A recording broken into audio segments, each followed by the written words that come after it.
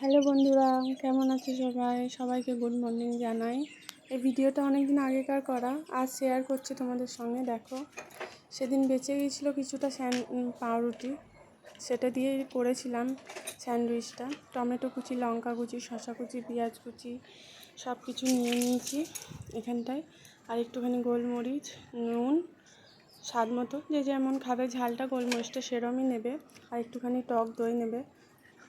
আমি আমুলের টক দইটা নিয়েছি, তোমরা যেটা ভালো লাগে সেটা নেবে। নিয়ে পুরোপুরিটা ভালো করে মাখিয়ে নেওয়ার পর সেদিনকার পাউরুটিগুলো বেঁচে গিয়েছিলো, তো একদিকে ভেজ মেয়োনিজ লাগিয়ে নেবে ভালো মতো। নিয়ে তারপরে মিশ্রণটা দিয়ে দেবে, যে টক দইয়ের যে বাটারটা তুমি করে রাখলে ওটা দিয়ে দেবে। দেওয়ার পর আর একদিকে একটুখানি সস লাগিয়ে নেবে ভালো মতো। আমি এক হাতে ভিডিওটা করছি তাই একটু নড়ে চড়ে যাচ্ছে, কিছু মনে করো না তোমরা। নিয়ে এভাবে সব কিছু রেডি করে নেওয়ার পর তাওয়া বসিয়ে তাওয়াতে বাটার লাগিয়ে সেঁকে নেবে।